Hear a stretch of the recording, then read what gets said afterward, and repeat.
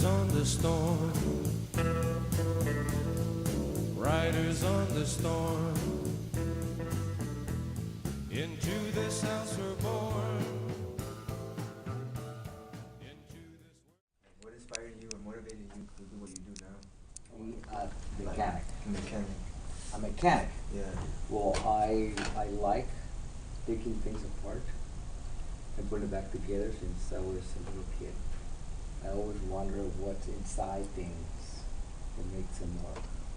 And that's what mechanic is all about. Yeah. That's what motivated to be a mechanic. And still, I watch how's it made, just to see how all things are made. You know, pretty interesting. Yeah. So what was the first thing you took apart as a kid, or? Oh, toys. Toys? I used to take toys apart fast as I can. I just wanted to know what the magnets, I liked how the magnets work, you know.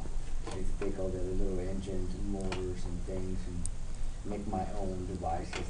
For what reason, I don't know, they were already made, you know. So why take them out and make something else? That's crazy. Customizing it. But that my mind, that's the way it works. And I'm sure a lot of people do the same thing, you know. That's what they're in here. What do you enjoy the most about your job? About mechanic, right? Yeah, mechanic. The most enjoyable part that I like is when you finally fix it. It's rewarding, you know, that you found out what was wrong and you could actually make it back to working condition. It's like, I don't know, winning a race or getting an A in an exam is pretty cool. And then knowing also that the people are paying you to do it, and that now they're getting, you know, what they wanted and they're happy.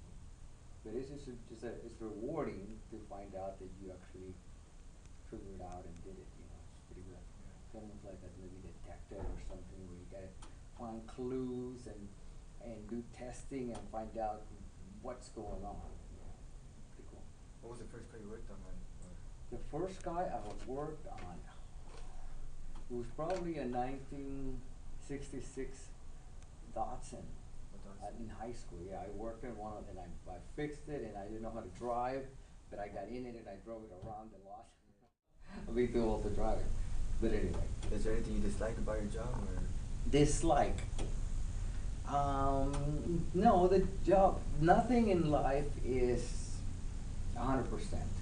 You know, there's always going to be something that is not perfect, you know, that doesn't fit you, because we have to work with others other than you know.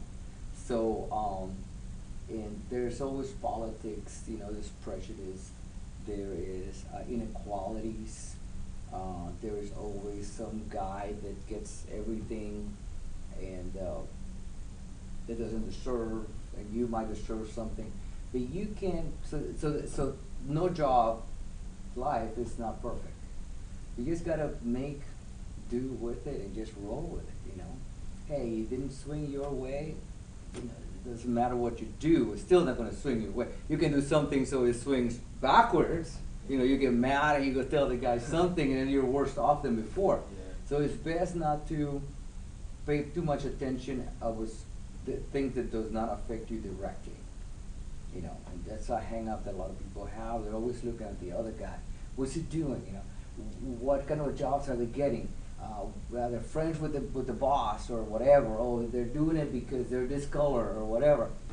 And it really doesn't affect you. What affects you is whether you have enough mental capacity to fix the car and that they pay you. If those two things happen, you can't ask for anything else. Is there any risk doing this job? Like Risk? Yeah, any risk? Yes, this job is very risky on health-wise. You can get hurt, you can get cut, you can, you know, lose your sight, you lose your hearing. There's two type of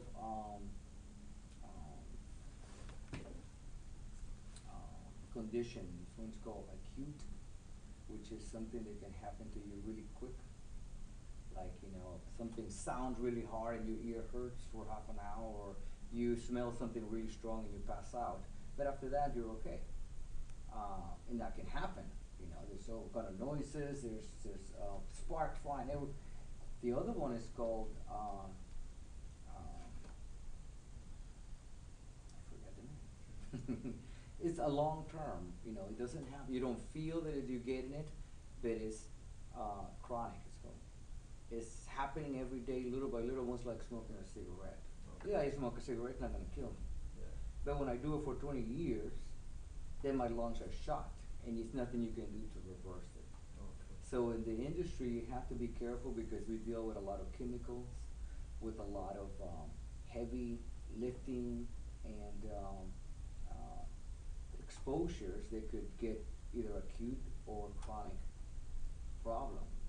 So you have to protect yourself, and a lot of people don't. You know, they don't wear gloves, they don't wear respirators, they don't wear safety glasses because they're, you know, whatever. I'm not sure what. I don't need it. I don't need it right now.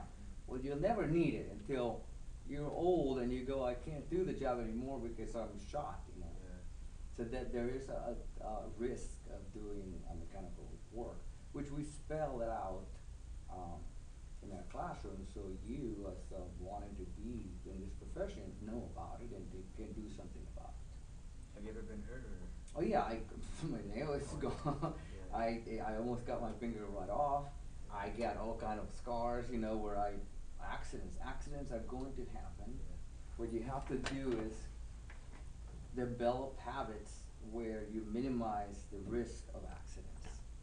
But I've seen people, you know, break limbs because something fell and they try to catch it. Burning is a really common problem. You touch something that's very hot and you get burned. Eyesight problems, you know, you get a little chip of metal go into your eye and you might lose your eye. And hearing losses. Very hard for somebody to die, but you can get hurt very easily. It's a risky profession, you know. We're dealing with power tools that spin and with sharp objects and heavy objects, and the chances of getting hurt are pretty high unless you listen to the warnings. You know, if you're safe and that you're working in a safe environment, the chances of getting hurt are very good. I mean, I have all my fingers, I'm okay, and I've been working for, you know, 25 years, and I'm okay. But anything can happen today, you know, I just don't know. I don't know. And there's something called an Ironman triathlon. Have you ever heard of that? No, I never heard of it. Ironman triathlon. If triathlon means it's a 3-sport, okay? It's called Iron Man. And triathlon. And a full Iron Man is 2.2 or 2.4, I think. 2.4 miles swim. I do things backwards. No. Swim, okay? So you get on, you swim 2.5 miles, all right? You get out and you get on a bicycle, and you bicycle for 112 miles. Bike. Boom, boom, boom, boom, don't stop, right? Yeah. And then you get out of your bike and you run a marathon, which is 26.2 miles long. And I thought, this is impossible. I had the idea of it, but it's impossible. I can't run a block. I can swim maybe 2-3 laps. Bike, I think I could do it, but not in one day, right? Yeah, that one day. Well, I trained for this because I set out to do it. And I did it. You did it? I did it. I did it last year, well, almost 2 years. That was November 14th of 2014. I did the Ironman. You get a medal. You get a dumb medal, you know? Like a dog without a bone.